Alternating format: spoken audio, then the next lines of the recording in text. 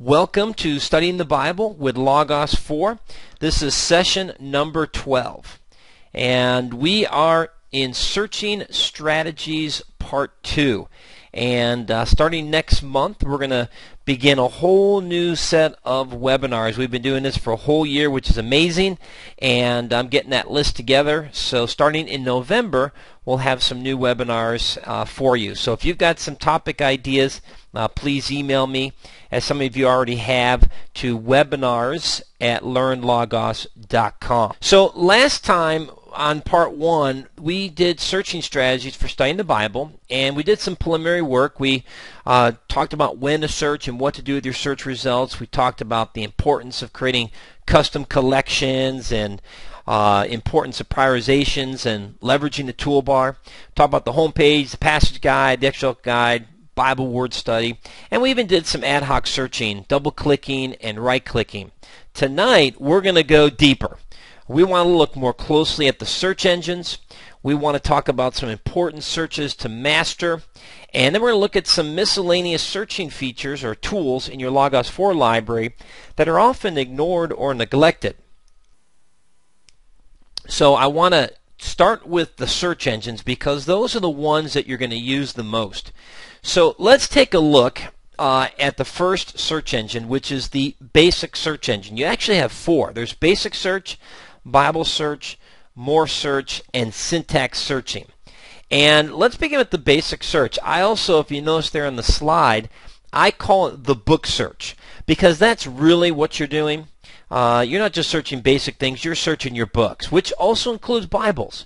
And knowing how to use this search also means you need to know about the books in your library. And I should mention here, that's why I created the 130 plus book overviews on the Best Practices Training CD. These book overviews include books from your current collections like Scholars and Platinum, etc. But I also include books outside the library so that you can get to know these books and decide if there's something you want to add to your library. And once you come to grips of the types of books you have in your library, it'll become easier for you to begin to search them because you'll know exactly what you're looking for. So let's take a look at the search engine, and I'm going to switch to Logos now, and let's show you where the basic search engine is. The first place to access it, and the easiest place, is up here at the top, and you simply have to click on the search magnifying glass, and when you click on that, Logos will open up the search engine. And here are the 4 search engines: basic, Bible, morphological, and syntactical, morph and syntax. Now, right now, basic is selected, and you can see that with that little black or gray triangle pointing to it. Now, when you're in the basic search mode, you really only have 2 search criteria. The first one is here on the alt text, and the second one is here on the entire library. Charles here has got a question. For the seminary student, I will send you $5 to have initial lesson 1, but don't say anything. Oh, sorry. Yeah, that's fine. That'll work great. Sorry, Charles. I see that, and I get into the. If you don't want me to say something, start that off in the beginning with the question. That'll be easier for me. But that sounds great, Charles.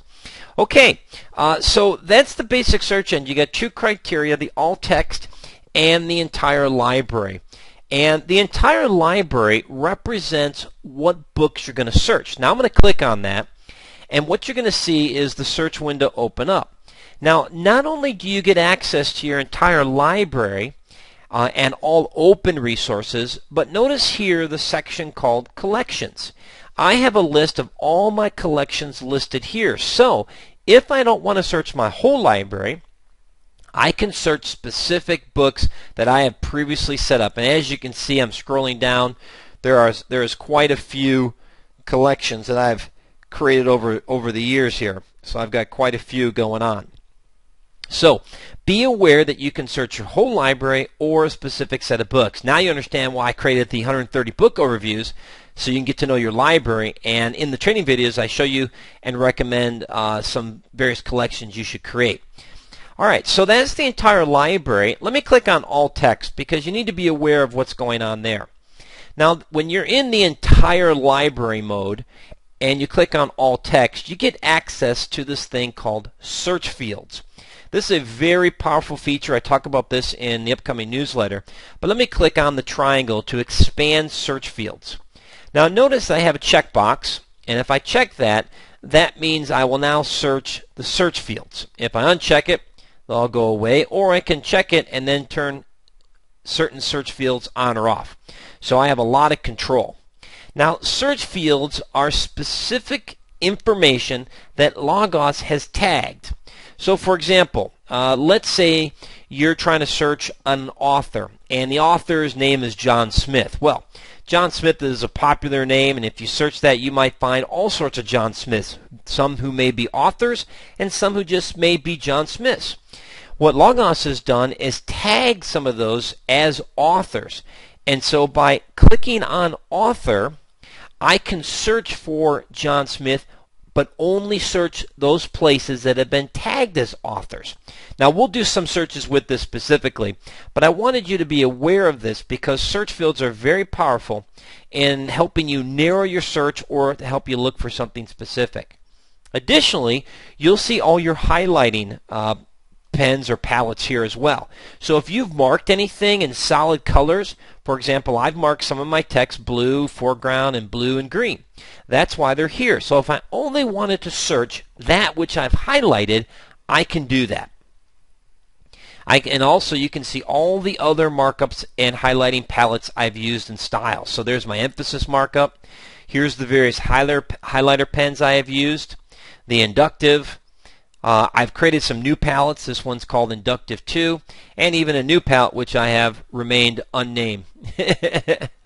And so there you go. Logos is very powerful, and it will keep track of all these things that you've highlighted, and now you can search specifically for them. The third component in the basic search window is the find box, and in the find box, that's where you can type in a word, a phrase, a Greek word, a Hebrew word, even a verse. So let's do some simple examples and show you how this works. So the first thing I'm going to do is just put in a series of words. I'm going to put in Christ, I'm going to put in Jesus, I'm going to put in Son, and I'm going to put in God. Now notice these are 4 words. And let me show you what's going on with the search results. Now, let's wait for a minute for the search results to come back.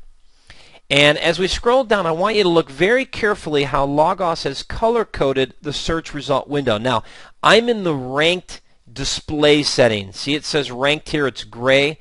There's also by title and by count. And we'll look at those in a little bit. But these are the 3 different ways by which you can display your search results. So I'm in the ranked. Now notice the colors. I've got blue for Jesus, kind of an orange for Christ, purple for Son, and green for God. Now each search result has all those items in the particular area or in the search result, which means this is what we call an AND search. And AND is a Boolean operator. Don't be thrown by that technical jargon. That just means this, that when I type in Christ, Jesus, Son, and God, find me a place where all 4 of those words exist together. Now, in a book, let's open this first one up. When we click here, we can see Jesus Christ, Son of God. Well, that's why that came back. All 4 of those words were right there. They were also in such close proximity that Logos says, come back and use this as a search result. Now let's go to this next one in the UBS handbook and click on here, because right now in our search result we only see gods and sons. So let's click on that. But once we click in and view the book, and you'll see that in a second, now we see that all of those are mentioned. Here's Christ and Jesus, gods and sons. So very important to understand that though the search result may only show a couple of colors, when you actually click on the link and view the book, you will see that all 4 of those words were located here in close proximity, typically within a paragraph or 2. So very, very important that you understand what's going on, that this is an AND search, not an OR search. Now that's typing in a word or a series of words. Now let's do a phrase. And actually, let's do a Hebrew word. So I'm going to close this down, and I'm going to open up the New American Standard. And there's 2 ways of doing this, or several ways.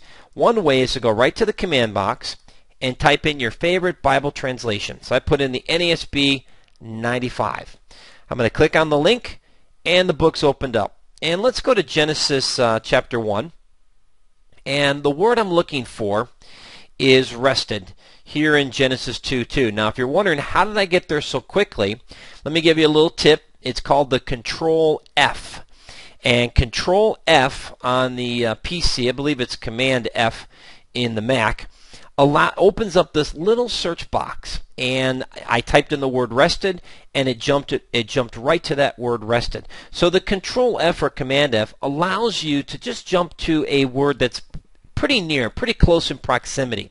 And you do have up and down arrows to change the direction of the search. So if you want to go the previous direction, click that one. If you want to go to the next direction, click on that one. So very handy, and I just press Control F. Once you're done using this, you just click the little X here to close it, and now that little find box goes away. So let's right mouse click on the word rested, and let's do a simple search. So I'm going to choose the lemma, and I'm going to choose search entire library. When I choose search entire library, that's going to keep the basic search engine open. And as you can see now, Logos has populated my find box with the Hebrew information. Now, when you search the entire library, that means it's going to search books and Bibles. So I would expect a lot of Bibles to be the first thing in my search result. So what I do in this moment is I click on the by title window. Now the reason I click on by title is it shows me the covers and the titles of all the books. And so I can scroll down right away and find out, okay, is this lemma used anywhere else besides the Bible? In this particular case, no. This lemma is only used in the Scriptures. So what I'm going to do next is I'm going to right-click on rested. But before I do that, let me show you another tip that's pretty handy. Right now we have two tabs that are open. Now if I go and start another search, I'm going to have three tabs, and that may be too much. So if you want to reuse a search window, you need to go over here to the magnifying glass that's part of the window. It's called the resource panel, and click on it. And there's an option at the top called Send Searches Here. Let's go ahead and click on that and check the box. Notice that after you check the box, we have the bullseye. So that means when we run a search result, it's going to reuse this search window. It's not going to open up a new tab, and so that's important to understand how that's going to work. So let's go ahead and right-click on Rested again, but this time let's choose Manuscript. And once again, we'll choose Search Entire Library. Now we've got more results. Let's click By Title again, and let's see what we get.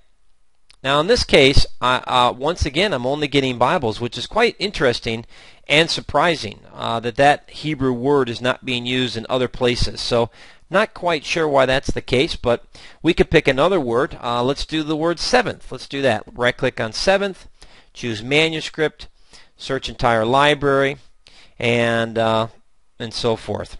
That is peculiar. I wonder if there's something going on there.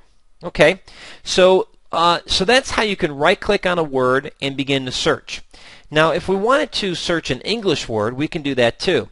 So we could, let's just say we scroll down a little bit. Let's go to the New Testament, and let's choose Acts chapter 1 because there's always lots of cities there and people. So here's Theophilus, and this time I'm going to right-click on Theophilus. I'm going to choose Selection, and I'm going to search Entire Library. There we go. All right, now we're getting back some results. Now you can see I've got commentaries and Bibles and dictionaries and just a whole bunch of other stuff, journals, encyclopedias, commentaries, etc. And you can see those as I scroll down. So right-clicking on a word and choosing a particular word and then choosing Search Entire Library will open up the basic search engine. And because we chose to send our searches here, we don't have additional tabs. It reuses the window.